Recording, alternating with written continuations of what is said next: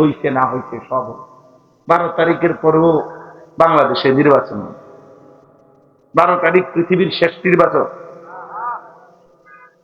বলে। 12 তারিখ কি ইসরাফিল ফোঁ দিবে? এরপরও সূর্য উঠবে, চাঁদ উঠবে, রোদ উঠবে, বৃষ্টি আসবে। আমার মৃত্যুর দিনও সূর্য উঠবে, চাঁদ। ব্যস্ততম এই দুনিয়ায় কোনো কিছুই বন্ধ হবে না, শুধু আমি চলে যাইতে হবে কবর। আমাকে কবরে রাখেই বাকিরা সবাই যার যার মতো করে ফিরে যায়। কুল্লা ইয়াউমিন ইউকালু মাতা ফুলান ওয়া মাতা ফুলান ওয়ালা বুদ্দা মিন ইয়াউমিন ইউকালু মাতা উমর। হযরত ওমর রাদিয়াল্লাহু তাআলা আনহু এই কথা বলতেন যে প্রতিদিন ঘোষণা হয় আজ অমুকের মৃত্যু হলো, আজ অমুকের মৃত্যু হলো। অচিরেই নিশ্চিত একদিন ঘোষণা হবে আজ ওমরের মৃত্যু হলো। এজন্য এই অনিবার্য বাস্তবতা, মৃত্যু, কবর, এটা প্রতিদিন মনে করা উচিত। আর যেটা আমি বললাম, নওজোয়ান ভাই, কিশোর ভাই, বয়স্ক বাবা, আমি, আপনি 1 মিনিট হলেও নিজের সাথে বোঝাপড়া করা, আজ আমার সারাদিনে আখিরাতের কোনো আয়োজন আছে কিনা, সারাদিনে 5 ওয়াক্ত নামাজ শেষ হইতে আমার হালাত, আমার জীবন থেকে 24 ঘন্টা গেল আমার হালাত। নেতা যেটা বলছে এটা হবে না, কর্মী যেটা বলছে এটা হবে না, দল যেটা বলছে এটা হবে না, কথা কথা লড়তে রয়ে যায়।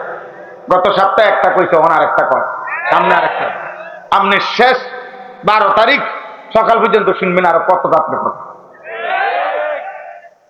হ্যাঁ, কে কতটা ডিগবাজি দিছে 12 তারিখ পর্যন্ত দেখবেন, শুধু দেখবেন ডিগবাজি,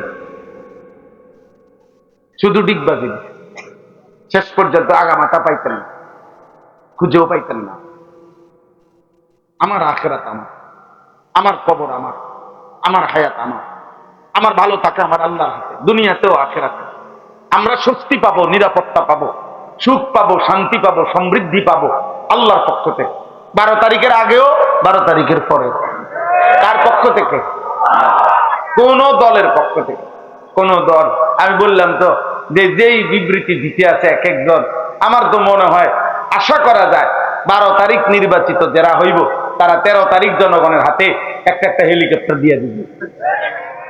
আমার মনে হয় আর কি যে আল্লাহর রহমতে যেই সম্ভাবনা দেখা যাইতে আছে, আল্লাহ এই অটো সিএনজি উড়ে দিয়া প্রত্যেকের বলবে যে যার যার হেলিকপ্টারটা দয়া করে আইসা নিয়ে যান।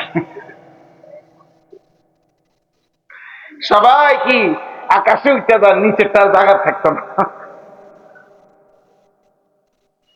দুনিয়া ধোকা, দুনিয়া কি ধোকা, ধোকা, ধোকা।